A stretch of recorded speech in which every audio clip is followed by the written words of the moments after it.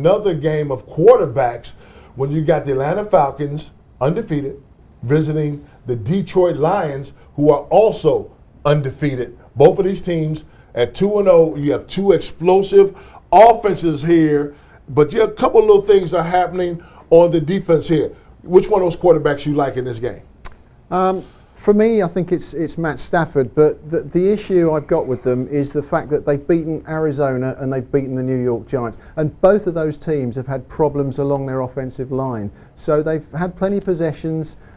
Stafford's done everything he's been asked to do. They look a good side, but I think the schedule's going to tell us a little bit more in the next few weeks, because they've got to face Atlanta, they've got to face Minnesota, and then they've got to face Carolina. All good defenses. We'll see how, this is a real test against them. But I'm going to go Bill Belichick on you. Go on. Our next game is against the Atlanta Falcons. That's all we're moving on to. We're moving on to Atlanta. We're not looking past the Atlanta Falcons. That's what we're dealing with right now. It's hard to gauge what they've really done in the first 2 weeks. That was my point. Yeah.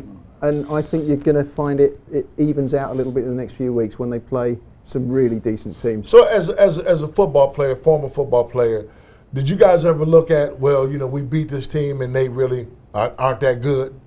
Well, here's the thing, and it's interesting that he brought up the games that they have going on, because I think that as a football player, we're only looking at that game. Mm-hmm. But as a fan watching the game, you're sometimes looking down the road, you know what I mean, and seeing where we are. Mm-hmm. So I think that, when you talk about where are they, what have they done, and who do they have coming up, especially in the world of fantasy football and all these other stimulants of engagement with the game, it's sometimes okay to look forward, but not if you're the football player or you're the team.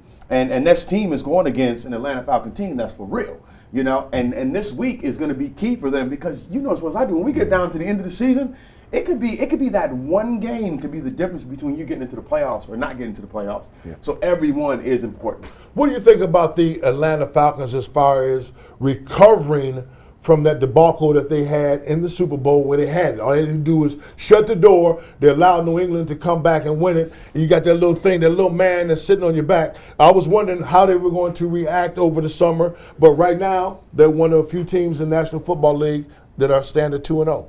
As a former player, how did you guys view your opponents? Well, I think what you just said about Belichick and it being, that game is most important, and how you rambled off, what the Detroit Lions have coming up. Yeah. They both have relevance. As a football player, as a team, it's all about that particular week.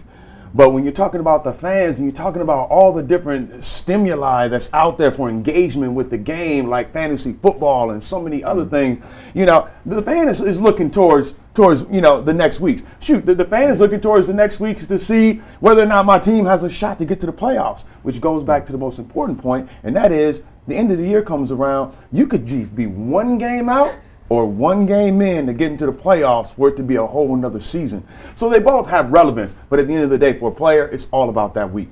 Two teams that are both 2-0 on the season. And I remember having Mike Holgram on the show and talking to him once, and he said to me about, when you get two teams that are very equal, always go with the home team. The Detroit Lions are the home squad in this one.